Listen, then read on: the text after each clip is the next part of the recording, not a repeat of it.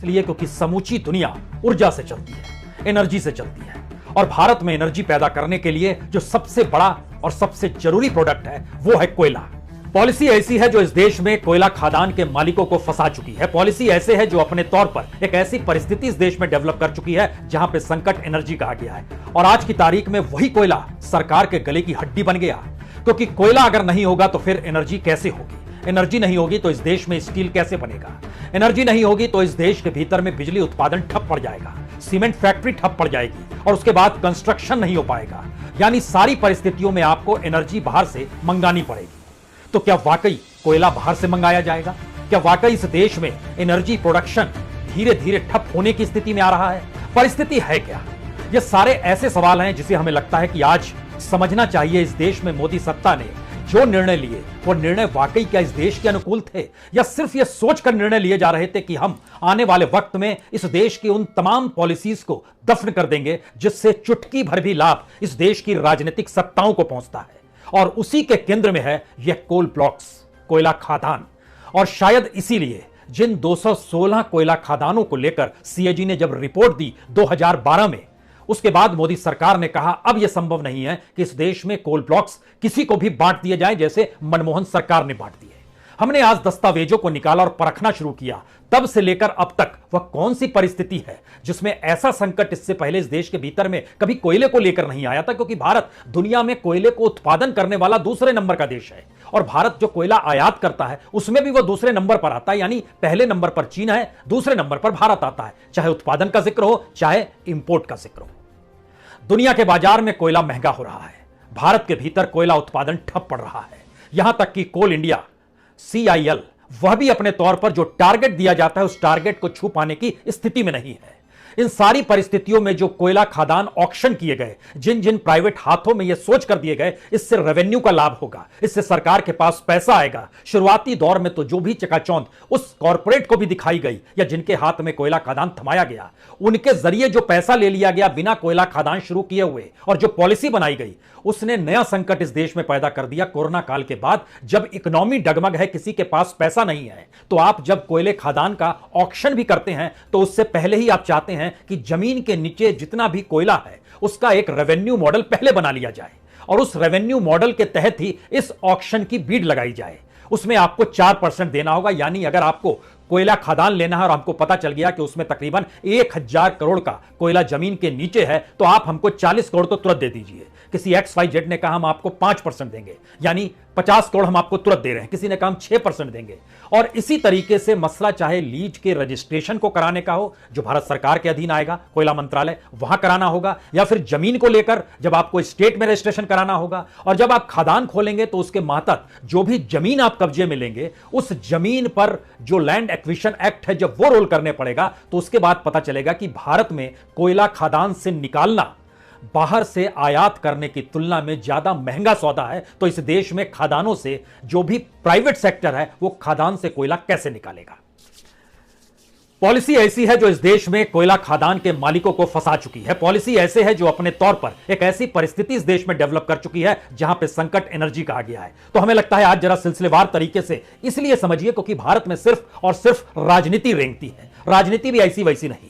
जिस समय 2005 से लेकर 2012 तक के दौर में या 2011 तक के दौर में जो 216 कोयला खदान जो दिए गए, उसमें प्राइवेट सेक्टर को 105 कोयला खदान दिए गए। स्टेट्स को और पावर जिनके पास पावर प्रोजेक्ट था उनको 12 कोयला खदान दिए गए। गवर्नमेंट ने अपने पास 99 कोयला खदान रखे। सरकार ने सबको रद्द कर दिया जब मोदी सरकार 2014 में आई, और उस वक्त इस देश में 35 खदान प्राइवेट सेक्टर चला रहा था, जिससे तकरीबन 160 मिलियन टन का प्रोडक्शन हो रहा था। और सुप्रीम कोर्ट ने उस वक्त कहा था कि जो चल रहा है उससे जो आपको रेवेन्यू का घाटा हुआ है उसके हिसाब से वो पैसा दे दे और आप उनको रेगुलराइज कर दीजिए क्योंकि खदान चल रही है। लेकिन मोदी सत्ता को यह बर्दाश्त नहीं था, और यह बर्दाश्त नहीं था तो सारी खदानें एक के बाद एक उन प्राइवेट हाथों से लेते चले गए।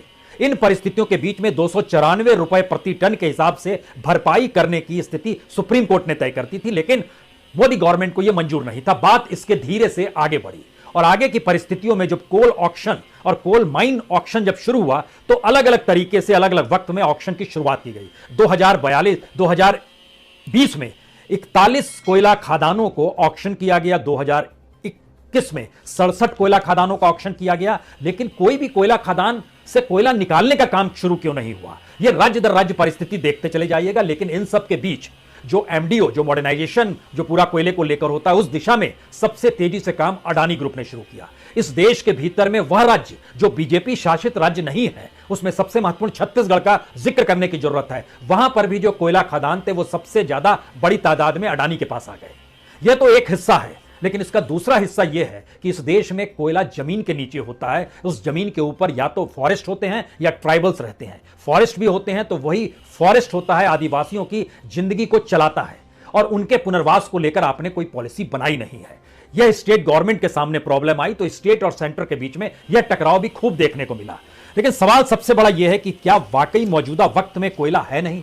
क्या वाकई मौजूदा वक्त में सिवाय कोयला को आयात करने के अलावे कोई दूसरी परिस्थिति नहीं है?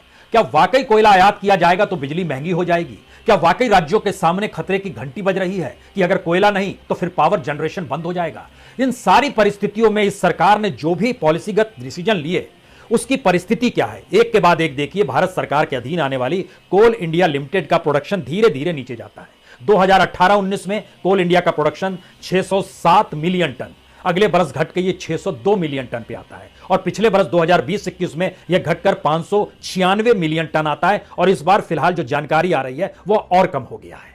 तो सरकार अपने अधीन कोल इंडिया को चला पाने में सक्षम नहीं है क्या? क्योंकि अप्रैल से सितंबर तक का जो डाटा कोल इंडिया ने दिया है उसमें टारगेट था कोल इंडिया के पास 670 मिलियन टन का, और उसने जो प्रोडक्शन दिया, जो अचीव किया है, वह 249 मिलियन टन अचीव किया है। इतना नीचे जा रहा है। इसके अलावे भी है सिंगरैनी कोलियरी कंपनी है जिसका टारगेट 68 मिलियन टन था, वह भी सिर्फ 30 मिलियन टन प्रोडक्शन दे पाई। जो कैप्टिव माइंस है उसका लगभग 99 मिलियन टन था, वह 33 मिलियन टन दे पाई। इसके अलावे भी कई है, TISCO, disco, DVC, Damodar valley corporation, इनके अधीन जो आता है लगभग 11 टारगेट था इनका 11 मिलियन टन का, ये 2.24 दे पाए। यानी 2021-22 अप्रैल से लेकर सितंबर तक इस फाइनेंशियल ईयर में अगर देखिएगा तो टारगेट 848 मिलियन टन का था और प्रोडक्शन हुआ है 315 मिलियन टन। पहली बात तो साफ हो गई कि प्रोडक्शन बहुत नीचे हो गया है। दूसरी बात, इस दौर में सरकार जो इंपोर्ट करती थी, जो बाहर से मंगाती थी कोयला, वह भी 2021-20 में जो पूरा लॉकडाउन की सिचुएशन थी, कोई एक दूसरे यहां से कोयला भेज पाने की परिस्थिति में नहीं आ रहा था, तो भारत का कोयला धीरे धीरे कम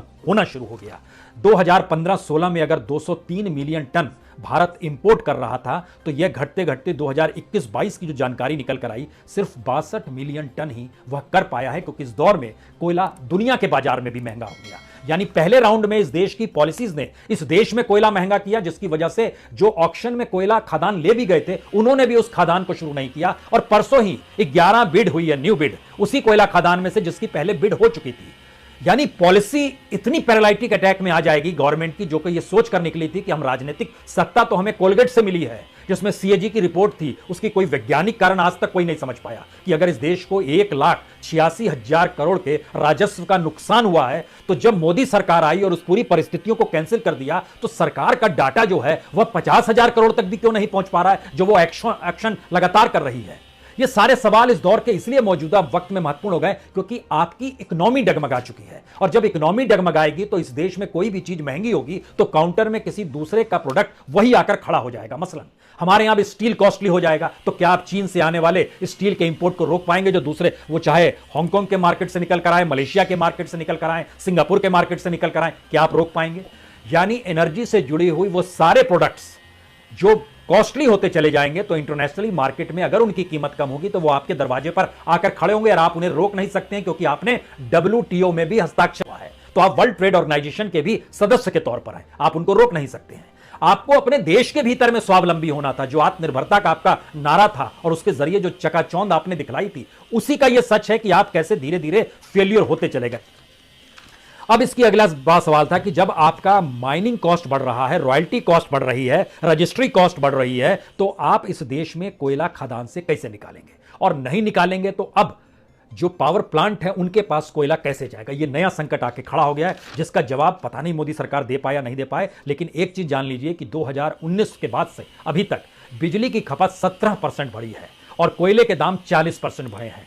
दुनिया के बाजार में सीमेंट, स्टील और कंस्ट्रक्शन का इंफ्रास्ट्रक्चर बनाने की जो परिस्थितियां हैं वो कम हुई है, भारत में वो कॉस्टली होती चली जा रही है, और शायद इसीलिए आखिरी सवाल सबसे बड़ा यही है कि मनमोहन की इकोनॉमी पर मोदी सत्ता ने जो राज कर लिया, आज की तारीख में उस राज को देखकर हम कह सकते हैं कि मोदी ने दुनिया घूमी, चकाचौंध दिखाई, आत्मनिर्भरता का नारा भी दे दिया। लेकिन मौजूदा वक्त का संकट सवाल सिर्फ इस देश के भीतर लॉकडाउन के बाद ब्लैकआउट भर का नहीं है। सबसे बड़ा संकट है कि इस देश की इकोनॉमी अगर धराशायी हो जाएगी तो जो नई पीढ़ी है ना तो उसके पास रोजगार होगा, और जो अपर मिडिल क्लास है, जो सोच रहा है कंज्यूमर के तौर पर वह कुछ भी देने की परिस्थिति में है, तो उसकी स्थिति आने वाले वक्त में पेट्रोल और डीजल ने तोड़ी है, अब वह कोयला तोड़ देगा और इस देश का पावर जनरेशन तोड़ देगा। और उससे जुड़ी हुई वो सारे प्रोडक्ट्स जब कॉस्टली होंगे तो फिर आपके सामने एक मुश्किल परिस्थिति आएगी। तब आप कहेंगे ये सरकार हमने चुनी थी ये सोचकर ये जनता का हित साधेगी और इस देश के भीतर में जनता के अनुकूल परिस्थितियों को बनाएगी और भविष्य का भारत जगमगाता हुआ होगा। लेकिन ये कहा गया, हो गया उल्टा। अंधेरे में समाते हुए देश में अर्थव्यवस्था डामाडोल नहीं बल्कि गर्त में जा रही है, और इस देश के बेसिक कोर इंफ्रास्ट्रक्चर से जुड़े हुए जो 8 सेक्टर हैं उनको कैसे उबारा जाए और इस देश के कंज्यूमर को भी कैसे जिंदा किया जाए, यह भी सरकार के पास कोई पॉलिसी नहीं है। बहुत बहुत शुक्रिया, बहुत बहुत शुक्रिया।